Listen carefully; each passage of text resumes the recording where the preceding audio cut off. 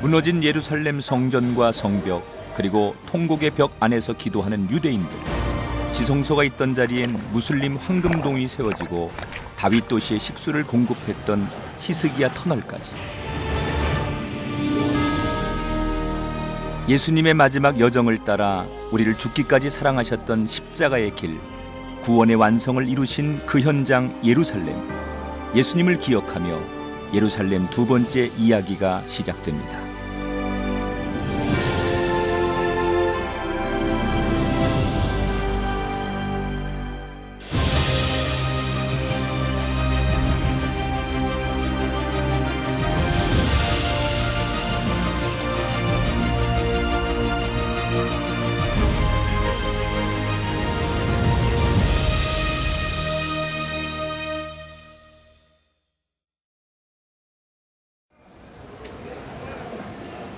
산악지대로 이루어진 예루살렘, 그래서 바위가 많이 있는데요. 성벽 아래도 예외는 아닙니다. 바위로 이루어진 예루살렘 그 지하에 운동량만한 거대한 동굴이 있다면 믿어지시겠습니까? 예루살렘 서쪽 성벽에 있는 헤롯문과 다메섹문 사이에 있는 동굴인데요. 이곳의 크기가 600만 평이 조금 넘는다고 하니 정말 어마어마한 면적입니다. 그런데 이 동굴은 자세히 보면 자연적으로 생겼다기보다는 인위적으로 깎은 흔적들이 여기저기 보입니다. 이 정자국에서 3000년 전 성전을 짓기 위해서 석공들이 돌을 캤던 그 흔적을 지금 보고 있습니다. 이렇게 돌을 캐내서 이곳의 돌은 석회암으로 되어 있는데요. 솔로몬 왕이 성전을 건축할 때도 이 돌을 채석해서 사용했지만 무너진 통곡의 벽을 보수할 때도 이 돌들이 쓰여졌습니다.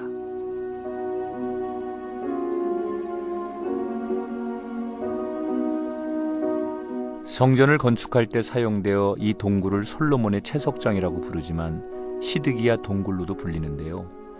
바벨론이 쳐들어왔을 때 시드기야 왕이 이 지하 동굴을 통해 성 밖으로 도망을 갔다고 추정하기 때문입니다. 동굴은 넓은 면적만큼이나 깊이도 200m나 될 정도로 깊은데요. 시드기야 왕이 쳐들어오는 바벨론 군대를 피해 얼마나 다급하게 이곳을 빠져나갔을지 상상이 되십니까? 동굴의 끝자락에 다 닿으면 물이 흐르는 소리가 들립니다. 이 시드기야의 눈물이라고 부르는 곳입니다.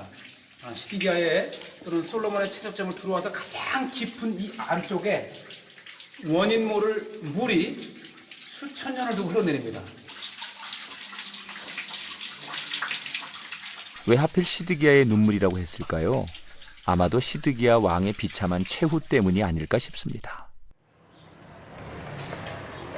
시드기야 동굴을 빠져나와 사자문 쪽으로 오다 보면 베데스다 연못이 있는데요. 행각이 5이나 있을 정도로 큰 연못이었습니다. 양문으로 들어와서 양문 곁에 베데스다 연못이 있습니다. 이 베데스다 연못은 38년 된 병자가 치유를 받은 곳인데 은혜의 장소라는 뜻을 지닌 베데스다 연못. 기드론 골짜기에서 흘러들어오는 빗물을 모아 예루살렘 성전에 물을 공급했는데요. 성전 서쪽 벽 수루의 시작점이 바로 베데스다 연못입니다. 로마 시대 때까지 거슬러 올라가는 베데스다 연못의 일부가 이렇게 남아 있습니다. 그러나 원래 이 베데스다의 규모는 5 행각이 있을 정도로 아주 거대했죠. 우리가 이제 밖을 나가 보면 얼마나 원래 베데스다의 연못의 크기가 컸었는지 한번 보실 수 있습니다. 베데스다 연못은 길이 150m, 폭이 50m, 깊이가 20m나 되는 거대한 직사각형으로 5개의 행각이 있었는데요. 예수님 당시에는 이 행각들이 치료소로 사용되었습니다. 욕실과 병실을 갖춘 연못에는 언제나 병자들이 끊이지 않았는데요. 38년 된 병자도 아마 이 행각에서 천사가 물을 동할 때까지 기다렸을 겁니다. 전쟁으로 성전이 무너진 것처럼 베데스다 연못도 일부가 흙으로 메어졌습니다. 우리가 밖에서 볼 때 이 전 지역이 다 거대한 마당으로 보였었는데 이 마당 이 한 구석을 파보니까 이렇게 완벽하게 방수 처리된 한 연못이었다고 하는 것이죠.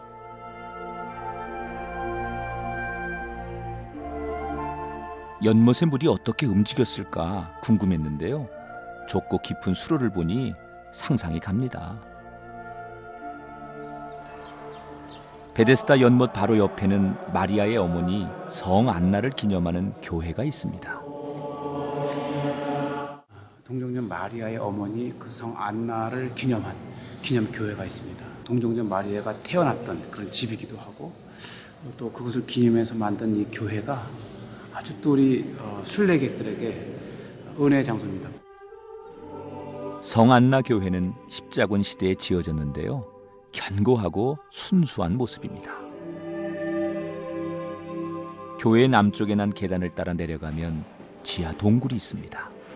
성안나 교회 지하에는 안나가 태어났다고 하는 그런 장소를 기념을 하면서 이 거대한 건물이 교회가 지어진 거고 또 하필이면 이것이 베데스다 연못 안에 위치를 해 있습니다. 산악지대로 이루어진 예루살렘도 고대에는 동굴집의 형태였습니다. 진짜 성 안나가 태어나신 곳은 또 이 동굴 안이라 됩니다. 지금 잠겨 있죠. 아마 고대에는 이런 동굴집 자체가 집의 역할도 하고 갇혀 있어요.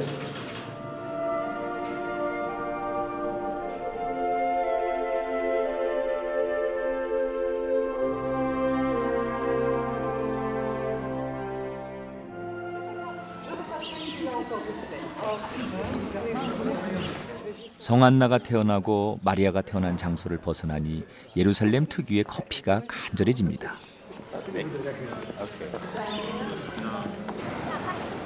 커피를 마시러 길거리 찻집을 찾았는데요. 예루살렘에서 하루를 마치면 꼭 권하고 싶은 곳이 있는데 바로 포장마차 찻집입니다. 예루살렘의 그 천년의 향을 이 지배해온 커피향 최고입니다. 길거리 찻집에서 커피를 끓이는 모습이 낯설면서도 친근한데요. 아무리 급해도 한 잔씩만 만듭니다.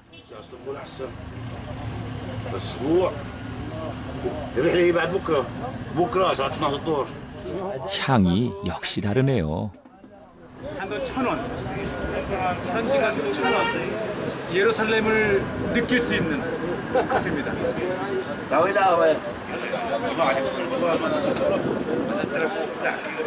진해요.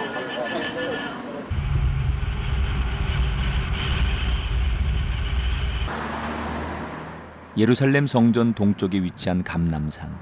고대로부터 이곳에 올리브 나무가 많아 감람산이라는 이름이 붙여졌는데요. 예수님께서 주기도문을 가르치신 곳이기도 합니다. 하루는 예수님께서 제자들을 데리고 감람산에 오셔서 제자들이 이렇게 얘기합니다. 우리에게 기도를 가르쳐 주셔서 그때 주님께서 너희는 이렇게 기도하라.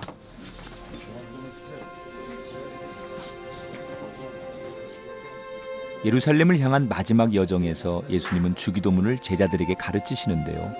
제자들은 주님의 기도문을 듣고 어떤 생각을 했을까요? 여전히 이스라엘의 회복을 생각했을까요? 아님 복음을 생각했을까요?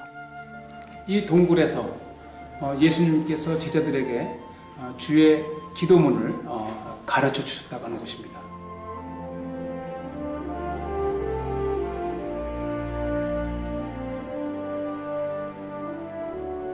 제자들에게 주기도문을 가르치신 동굴 위에는 기념교회가 세워져 있습니다. 빠테르 노스테르 교회라고 하는데요. 주기도문의 첫 글자 우리 아버지라고 하는 라틴어입니다. 이 한글로 된 것도 2개나 있지요. 프로테스탄트에서 한 거 하나 있고 이 카톨릭에서 하나 한 거 있고 그래서 이것에 오면 각자 우리 한국어로 된 주기도문을 읽으면서 주님의 그 기도를 가르쳐 주신 그 장소에서 읽는 그 은혜가 이곳에서 있습니다. 이 교회의 독특한 점은 180여 개국의 언어로 된 주기도문이 벽면을 장식하고 있다는 것입니다.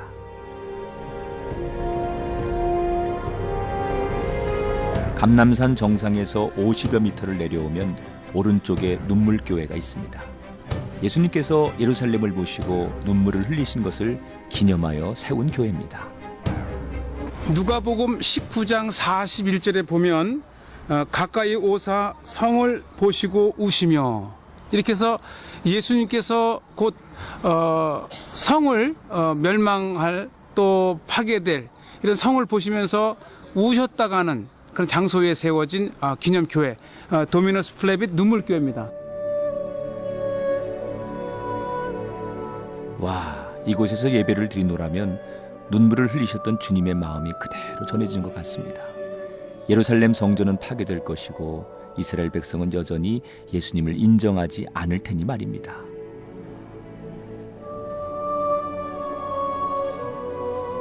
눈물교회 재단에서 정면으로 보면 무덤교회가 보이는데요. 예수님의 눈물이 가슴에 더 확 와닿는 것 같습니다.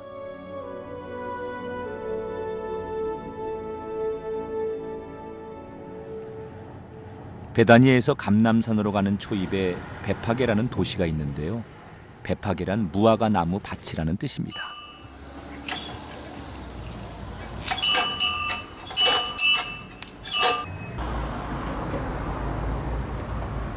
감남산에서 베다니 사이에 베파게가 있습니다. 이곳은 예수님께서 종려주일 때에 예루살렘을 입성하실 때에 이곳 베파게에서 나귀를 타시고 이제 마지막 예루살렘에 입성하시는 그 시작점이 바로 이곳 베파게 기념교회입니다.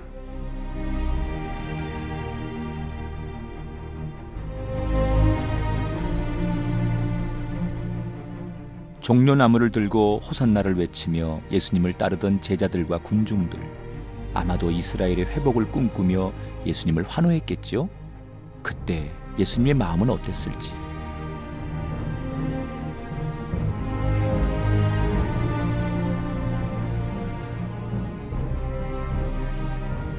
예수님은 오히려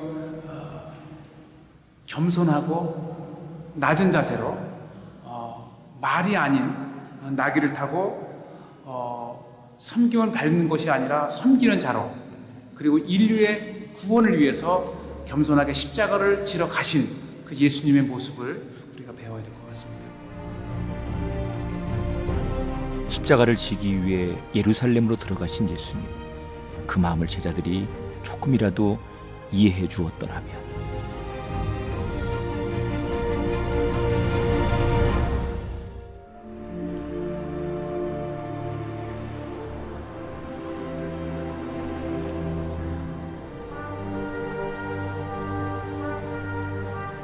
기름을 짜는 틀이라는 뜻을 지닌 겟세마네, 이곳에서 예수님은 우리의 구원을 위해 기름을 짜듯 땀방울이 핏방울이 될 때까지 기도를 하시는데요. 이곳을 밟는 마음이 가볍지만은 않습니다. 예수님께서 유월절 만찬을 잡수시고 이곳에 오셔서 땀방울이 핏방울이 되기까지 기도하셨던 장소.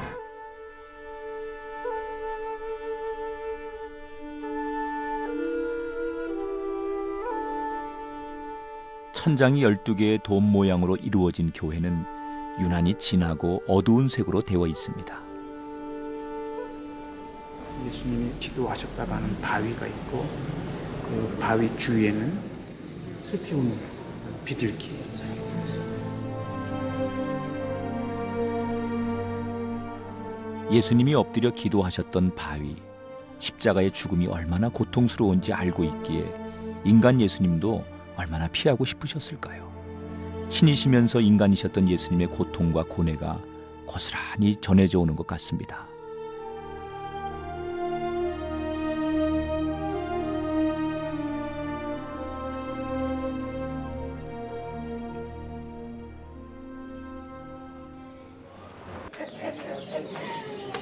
비아 돌로로사, 고난의 길 또는 십자가의 길이라 불리는 곳입니다. 기독교 순례객들이 예루살렘에 오면 반드시 찾는 곳인데요. 십자가의 길은 모두 열리기의 지점으로 되어 있습니다. 매주 금요일 오후 3시가 되면 성금요일에 예수님께서 십자가를 지고 빌라도 법정에서 골고다까지 오르신 그 행사를 재현을 합니다. 지금은 이슬람 초등학교로 변해 있지만 이곳이 빌라도 법정이 있던 곳입니다. 시작하는 지점은 옛 빌라도의 법정으로 예수님에게 사형 언도를 내리신 그 장면부터 시작을 합니다. 순례의 시작을 알리는 사형 언도가 내려집니다. 당시에 빌라도의 판결을 들었던 제자들은 얼마나 절망적이었을지 생각만으로도 괴롭습니다. 빌라도가 예수님에게 사형 언도를 내리는 그 말을 라틴어, 영어, 아랍어 이렇게 다양한 언어로 제안을 하고 있습니다.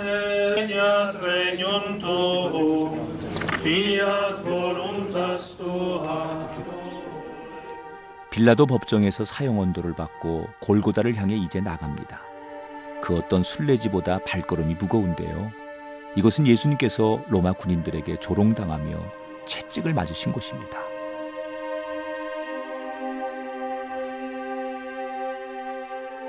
예수님께서 빌라도에게 사형 언도를 받으시고 바로 이곳에 내려오셔서 가시관을 쓰고 십자가를 지고 골고다를 향해서 출발하신 제2지점 십자가 교회입니다. 살이 찢기는 채찍을 맞고 무거운 십자가를 지셔야 했던 예수님. 순례자들은 길을 걷다 다리가 아픈 것이 고작이겠지만 예수님은 한 걸음 한 걸음이 고통의 연속이었을 것입니다.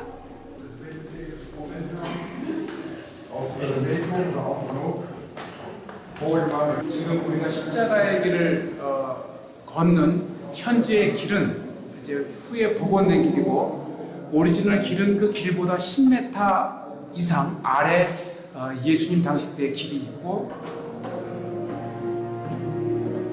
파괴되고 그 위에 건축되고 또 파괴되고 건축되는 일이 반복되었던 예루살렘. 그래서 예수님 시대의 길은 요즘 길보다 아래에 위치해 있습니다. 지금 저는 예수님 시대 때에 예수님이 걸었을 그러한 십자가의 오리지널 길에 와 있습니다. 당시에 이 로마 시대 때에 그 길 그대로 바위로 만든 로마 시대 때 길을 보고 계십니다. 이렇게 해서 예수님이 십자가를 지시고 골고다로 향하셨던 그러한 역사적인 길입니다.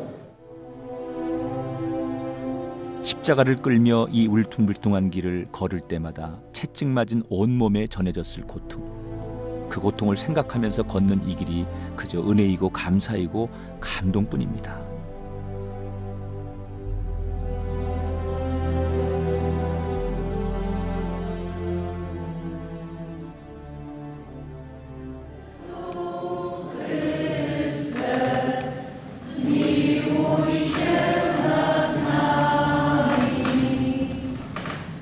살이 찢겨진 채로 십자가를 지고 힘겹게 걸어가는 예수님을 보아야 했던 제자들의 심정은 또 얼마나 참혹하고 고통스러웠을까요?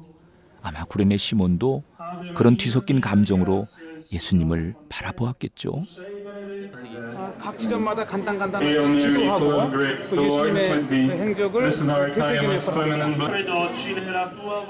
십자가의 길 3지점과 4지점은 거의 같은 곳에 있는데요.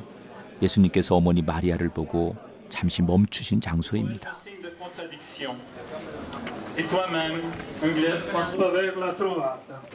예수님에 대한 생각을 잠시만 잊어도 길가 상점의 유혹에 쉽게 넘어가는 곳입니다.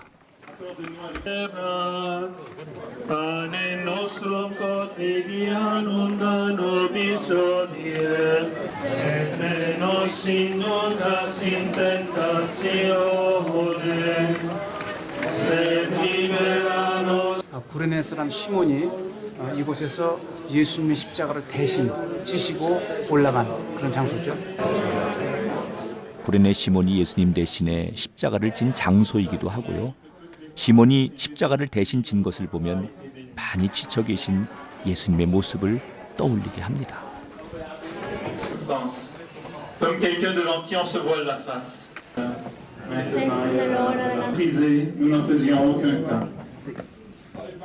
Donne à tous ceux qui se déclarent. et ne nos inducas in tentazione. Con il Vangelo che 무거운 십자가를 지고 가던 예수님이 두 번째 넘어지신 것입니다. 그가 찔림은 우리의 허물을 인하며 그가 상함은 우리의 죄악 때문이라. 이것은 예수님께서 무거운 십자가를 견디지 못하고 넘어지신 7지점입니다.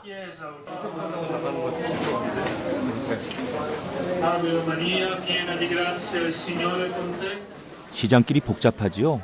화려하고 그래도 곁눈질로 마음을 빼앗기시면 안 됩니다. 이 길은 예수님께서 고통스럽게 지나가신 길이니까요.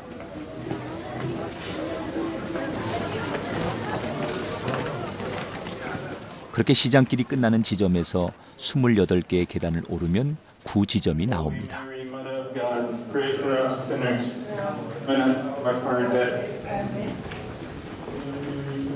예수님을 따르는 길이 넓고 편안한 길이 아니라 좁고 협잡하여 걷기도 불편한 길이라는 것을 다시 생각하게 하는 곳입니다.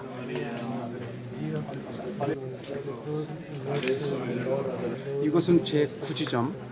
예수님께서 십자가를 지고 가시다가 세 번째 넘어지신 장소입니다. 사순절과 부활절 시기에 가장 많은 순례객들이 찾는 곳인데요. 좁은 문으로 들어가 다시 작은 길을 따라가면 예수님이 묻히신 무덤이 있습니다.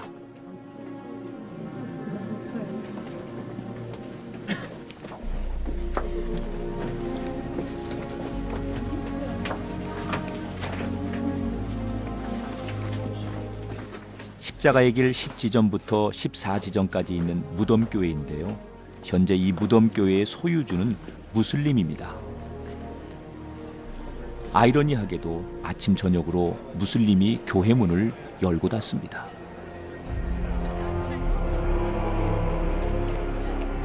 골고다 언덕에 거의 다 오른 것이지요. 골고다 언덕에 다 올랐다는 것은 무엇을 의미할까요? 이제 남은 것은 십자가 위에서의 죽음뿐입니다. 예수님이 마지막 죽음이 있었던 이곳, 그리고 부활과 함께 인류의 구원이 완성된 이곳은 그래서 슬프면서도 기쁜 곳입니다.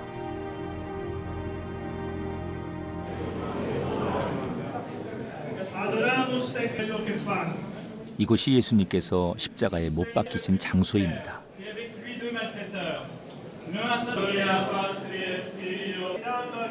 이곳은 십자가의 길 12지점이고요. 제단 밑 가운데는 움푹 패인 곳이 있는데 바로 십자가가 서 있던 자리입니다.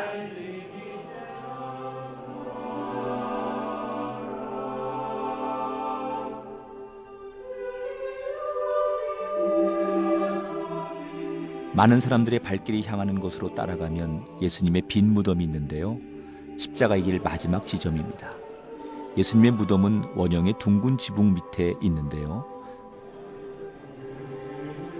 당시엔 시체가 바위를 파낸 굴에 있었지만 현재는 무덤만 남기고 바위 주변을 깎아서 하나의 건물처럼 만들어 놓았습니다.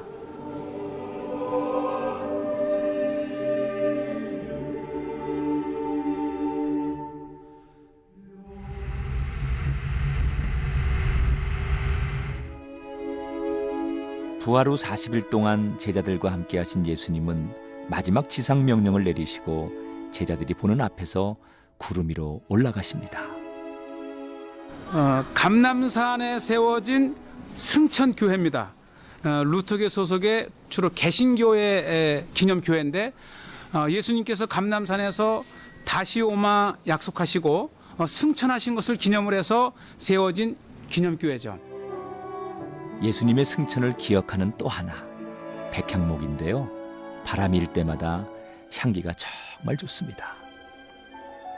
솔로몬이 예루살렘의 성전을 지을 때에 쓰였던 세 나무 중에 하나, 이 백향목, 한 100여 년 이상 된 것이 이 승천교회 내에 아주 수십 그루가 있습니다. 한번 오시면 꼭 백향목 향도 한번 맡아보세요.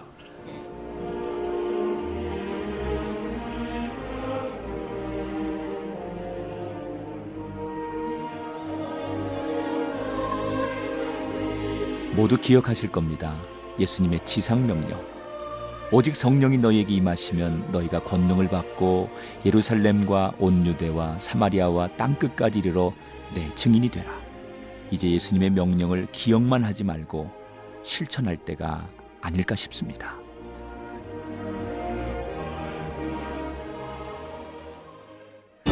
(3000년) 고도를 따라 헤브론에서 출발하여 예루살렘을 거쳐 세겜까지 이르는 족장의 길, 유대인의 전통 의식이 살아 숨쉬는 곳 헤브론, 창조의 신을 섬기는 사람들 제5부 족장의 길, 그 이야기가 펼쳐집니다.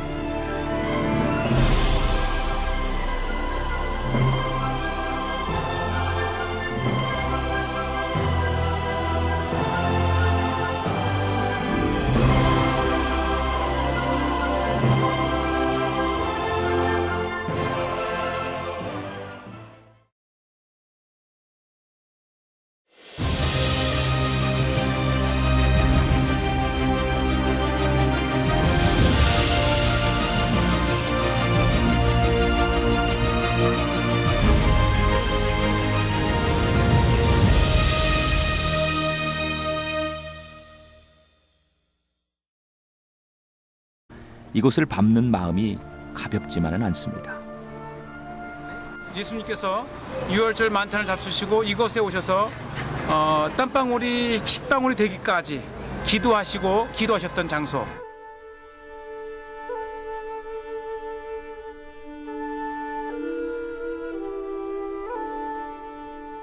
천장이 12개의 돔 모양으로 이루어진 교회는 유난히 진하고 어두운 색으로 되어 있습니다.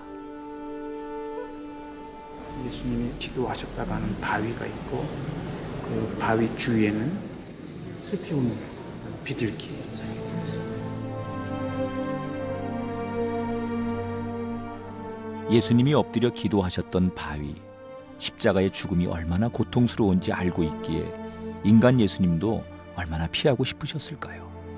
신이시면서 인간이셨던 예수님의 고통과 고뇌가 고스란히 전해져 오는 것 같습니다.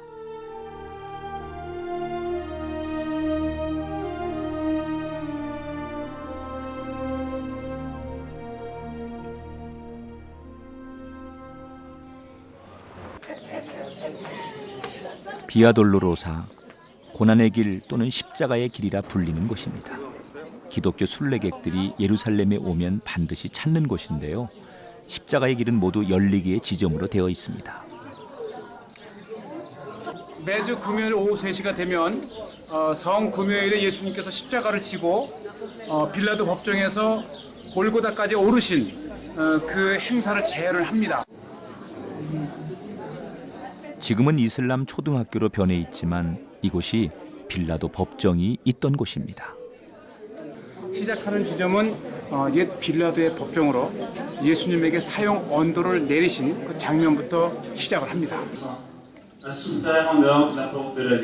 순례의 시작을 알리는 사형 언도가 내려집니다.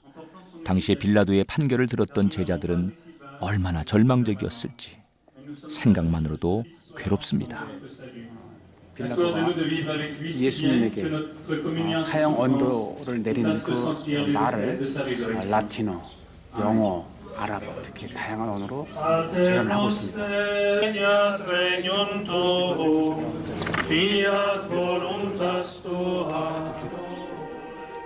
빌라도 법정에서 사형 언도를 받고 골고다를 향해 이제 나갑니다. 그 어떤 순례지보다 발걸음이 무거운데요. 이곳은 예수님께서 로마 군인들에게 조롱당하며 채찍을 맞으신 곳입니다.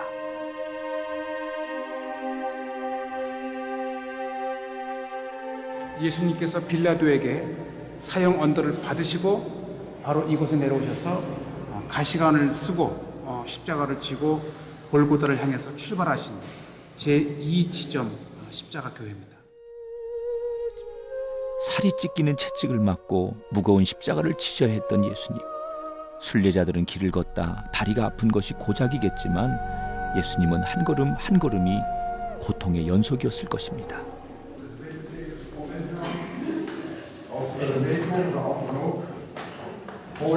지금 우리가 십자가의 길을 걷는 현재의 길은 이제 후에 복원된 길이고 오리지널 길은 그 길보다 10m 이상 아래 예수님 당시 때의 길이 있고 파괴되고 그 위에 건축되고 또 파괴되고 건축되는 일이 반복되었던 예루살렘. 그래서 예수님 시대의 길은 요즘 길보다 아래에 위치해 있습니다. 지금 저는 예수님 시대 때에 예수님이 걸었을 그러한 십자가의 오리지널 길에 와 있습니다. 당시에 이 로마 시대 때에 그 길 그대로 바위로 만든 로마 시대 때 길을 보고 계십니다. 이렇게 해서 예수님이 십자가를 지시고 골고다로 향하셨던 그러한 역사적인 길입니다. 길이 150m, 폭이 50m, 깊이가 20m나 되는 거대한 직사각형으로 5개의 행각이 있었는데요. 예수님 당시에는 이 행각들이 치료소로 사용되었습니다. 욕실과 병실을 갖춘 연못에는 언제나 병자들이 끊이지 않았는데요. 38년 된 병자도 아마 이 행각에서 천사가 물을 동할 때까지 기다렸을 겁니다. 전쟁으로 성전이 무너진 것처럼 베데스다 연못도 일부가 흙으로 메어졌습니다. 우리가 밖에서 볼 때 이 전 지역이 다 거대한 마당으로 보였었는데 이 마당 이 한 구석을 파보니까 이렇게 완벽하게 방수 처리된 한 연못이었다고 하는 것이죠.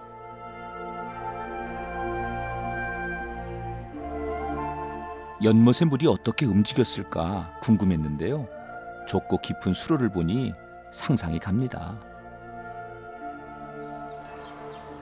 베데스다 연못 바로 옆에는 마리아의 어머니 성 안나를 기념하는 교회가 있습니다. 동정녀 마리아의 어머니 그 성 안나를 기념한 기념교회가 있습니다. 동정녀 마리아가 태어났던 그런 집이기도 하고 또 그것을 기념해서 만든 이 교회가 아주 또 우리 순례객들에게 은혜의 장소입니다. 성 안나 교회는 십자군 시대에 지어졌는데요. 견고하고 순수한 모습입니다. 교회 남쪽에 난 계단을 따라 내려가면 지하 동굴이 있습니다. 성안나 교회 지하에는 안나가 태어났다고 하는 그런 장소를 기념을 하면서 이 거대한 건물이 교회가 지어진 거고 또 하필이면 이것이 베데스다 연못 안에 위치를 해 있습니다. 산악지대로 이루어진 예루살렘도 고대에는 동굴집의 형태였습니다. 진짜 성 안나가 태어나신 곳은 또 이 동굴 안이라 됩니다. 지금 잠겨 있죠. 아마 고대에는 이런 동굴집 자체가 집의 역할도 하고 갇혀 있어요.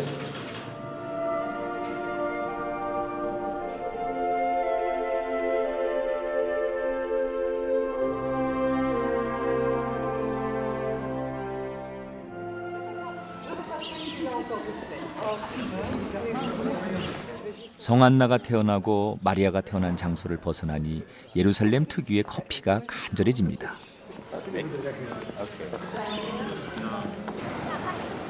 커피를 마시러 길거리 찻집을 찾았는데요. 예루살렘에서 하루를 마치면 꼭 권하고 싶은 곳이 있는데 바로 포장마차 찻집입니다. 예루살렘의 그 천년의 향을 이 지배해온 커피향 최고입니다. 길거리 찻집에서 커피를 끓이는 모습이 낯설면서도 친근한데요. 아무리 급해도 한 잔씩만 만듭니다.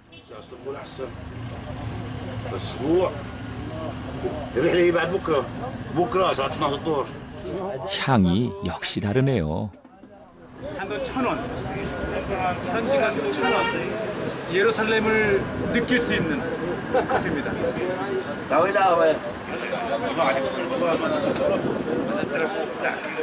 진해요.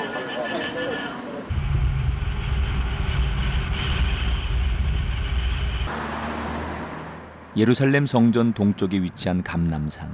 고대로부터 이곳에 올리브 나무가 많아 감람산이라는 이름이 붙여졌는데요. 예수님께서 주기도문을 가르치신 곳이기도 합니다. 하루는 예수님께서 제자들을 데리고 감람산에 오셔서 제자들이 이렇게 얘기합니다. 우리에게 기도를 가르쳐 주셔서 그때 주님께서 너희는 이렇게 기도하라.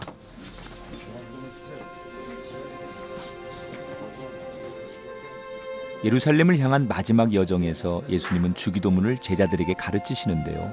제자들은 주님의 기도문을 듣고 어떤 생각을 했을까? 무너진 예루살렘 성전과 성벽, 그리고 통곡의 벽 안에서 기도하는 유대인들. 지성소가 있던 자리엔 무슬림 황금동이 세워지고 다윗 도시의 식수를 공급했던 히스기야 터널까지.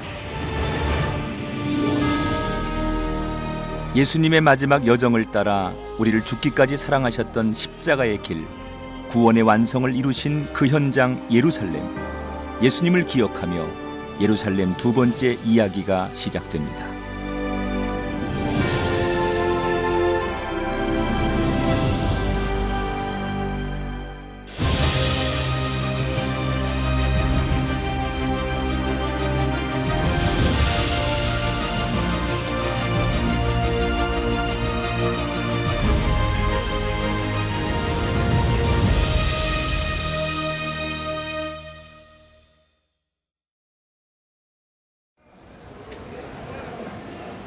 산악지대로 이루어진 예루살렘, 그래서 바위가 많이 있는데요. 성벽 아래도 예외는 아닙니다. 바위로 이루어진 예루살렘 그 지하에 운동장만한 거대한 동굴이 있다면 믿어지시겠습니까? 예루살렘 서쪽 성벽에 있는 헤롯문과 다메섹문 사이에 있는 동굴인데요. 이곳의 크기가 600만 평이 조금 넘는다고 하니 정말 어마어마한 면적입니다. 그런데 이 동굴은 자세히 보면 자연적으로 생겼다기보다는 인위적으로 깎은 흔적들이 여기저기 보입니다. 이 정자국에서 3000년 전 성전을 짓기 위해서 석공들이 돌을 캤던 그 흔적을 지금 보고 있습니다. 이렇게 돌을 캐내서 이곳의 돌은 석회암으로 되어 있는데요. 솔로몬 왕이 성전을 건축할 때도 이 돌을 채석해서 사용했지만 무너진 통곡의 벽을 보수할 때도 이 돌들이 쓰여졌습니다.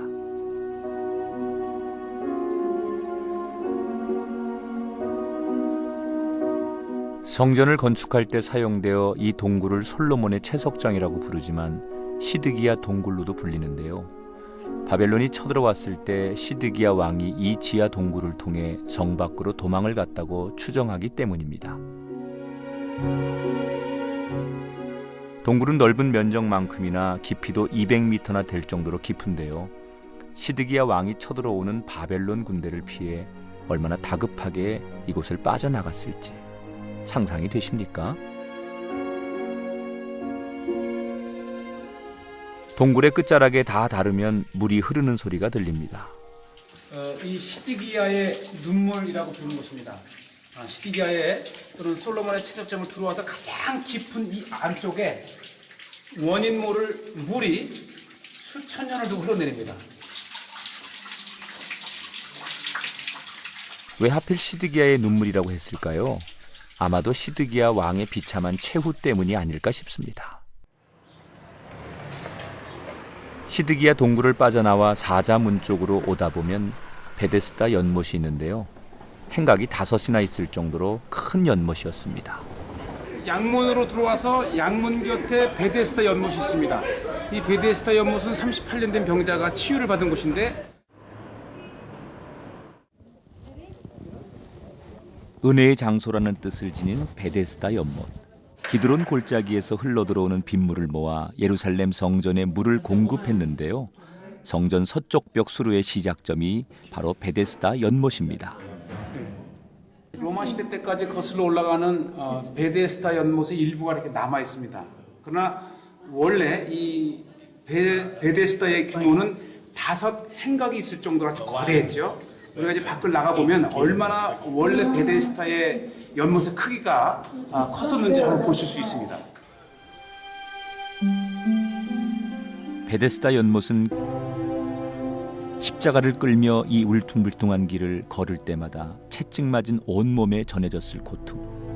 그 고통을 생각하면서 걷는 이 길이 그저 은혜이고 감사이고 감동뿐입니다.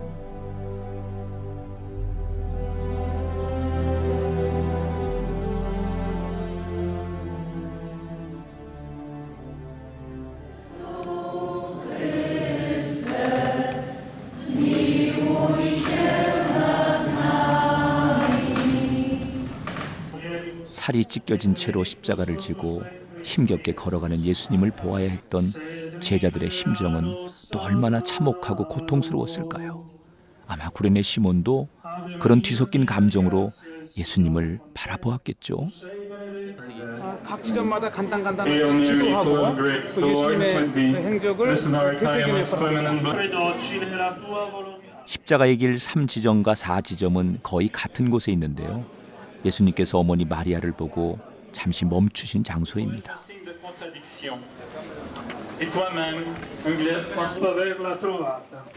예수님에 대한 생각을 잠시만 잊어도 길가 상점의 유혹에 쉽게 넘어가는 곳입니다. Pane nostrum quotidianum da nobis hodie, et ne nos inducas in tentatione, sed libera nos. 구레네 사람 시몬이 이곳에서 예수님의 십자가를 대신 지시고 올라간 그런 장소죠. 구레네 시몬이 예수님 대신에 십자가를 진 장소이기도 하고요. 시몬이 십자가를 대신 진 것을 보면 많이 지쳐 계신 예수님의 모습을 떠올리게 합니다. Comme quelqu'un de l'Empire se voile la face. Brisé, nous n'en faisions aucun temps. Donne à tous ceux qui se déclarent nostris, et ne nos inducas in tentatione. Con il Vangelo che 무거운 십자가를 지고 가던 예수님이 두 번째 넘어지신 곳입니다. 그가 찔림은 우리의 허물을 인하며 그가 상함은 우리의 죄악 때문이라. 이것은 예수님께서 무거운 십자가를 견디지 못하고 넘어지신 7지점입니다.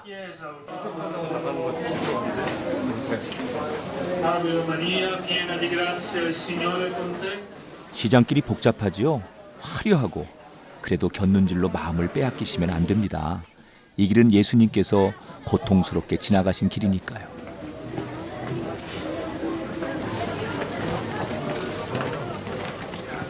그렇게 시장길이 끝나는 지점에서 28개의 계단을 오르면 9지점이 나옵니다.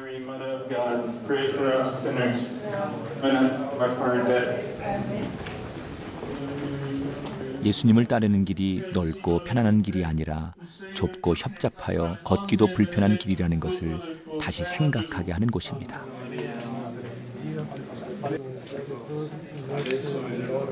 이것은 제9지점. 예수님께서 십자가를 지고 가시다가 세 번째 넘어지신 장소입니다. 사순절과 부활절 시기에 가장 많은 순례객들이 찾는 곳인데요. 좁은 문으로 들어가 다시 작은 길을 따라가면 예수님이 묻히신 무덤이 있습니다.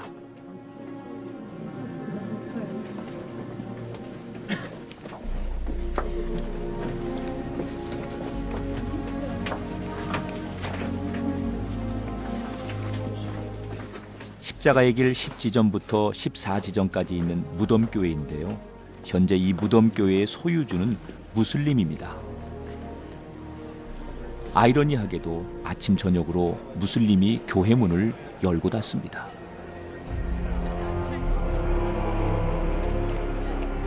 골고다 언덕에 거의 다 오른 것이지요.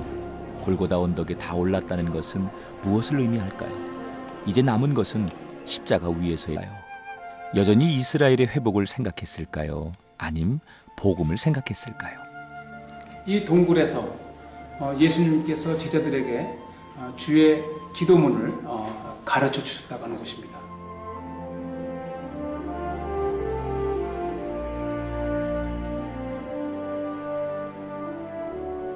제자들에게 주기도문을 가르치신 동굴 위에는 기념교회가 세워져 있습니다. 빠테르 노스테르 교회라고 하는데요. 주기도문의 첫 글자 우리 아버지라고 하는 라틴어입니다. 이 한글로 된 것도 두 개나 있지요. 프로테스탄트에서 한 거 하나 있고 이 카톨릭에서 하나 한 거 있고 그래서 이것에 오면 각자 우리 한국어로 된 주기도문을 읽으면서 주님의 그 기도를 가르쳐 주신 그 장소에서 읽는 그 은혜가 이곳에서 있습니다.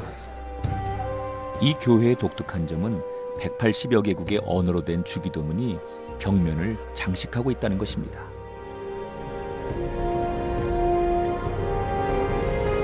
감남산 정상에서 50여 미터를 내려오면 오른쪽에 눈물교회가 있습니다. 예수님께서 예루살렘을 보시고 눈물을 흘리신 것을 기념하여 세운 교회입니다. 누가복음 19장 41절에 보면 가까이 오사 성을 보시고 우시며 이렇게 해서 예수님께서 곧 성을 멸망할 또 파괴될 이런 성을 보시면서 우셨다가는 그런 장소에 세워진 기념교회 도미너스 플레빗 눈물교회입니다. 와, 이곳에서 예배를 드리노라면 눈물을 흘리셨던 주님의 마음이 그대로 전해지는 것 같습니다. 예루살렘 성전은 파괴될 것이고 이스라엘 백성은 여전히 예수님을 인정하지 않을 테니 말입니다.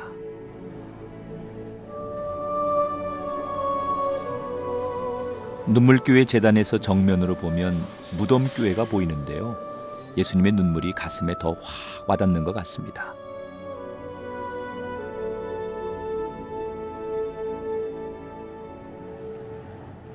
베다니에서 감남산으로 가는 초입에 베파게라는 도시가 있는데요. 베파게란 무화과 나무 밭이라는 뜻입니다.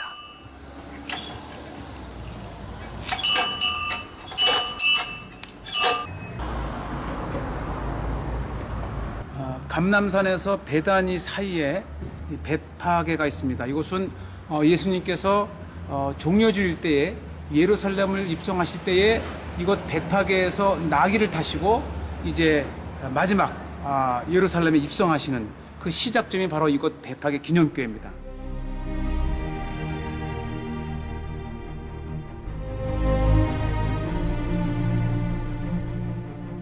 종려나무를 들고 호산나를 외치며 예수님을 따르던 제자들과 군중들, 아마도 이스라엘의 회복을 꿈꾸며 예수님을 환호했겠지요? 그때 예수님의 마음은 어땠을지.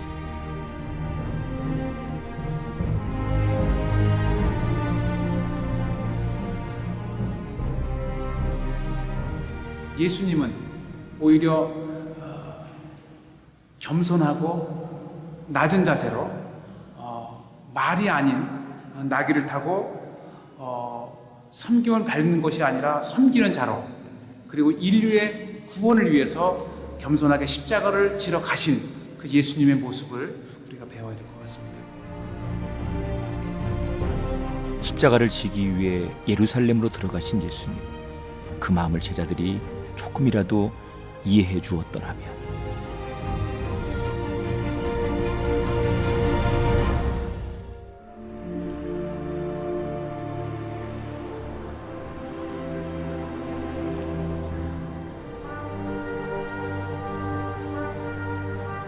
기름을 짜는 틀이라는 뜻을 지닌 겟세마네. 이곳에서 예수님은 우리의 구원을 위해 기름을 짜듯 땀방울이 핏방울이 될 때까지 기도를 하시는데요.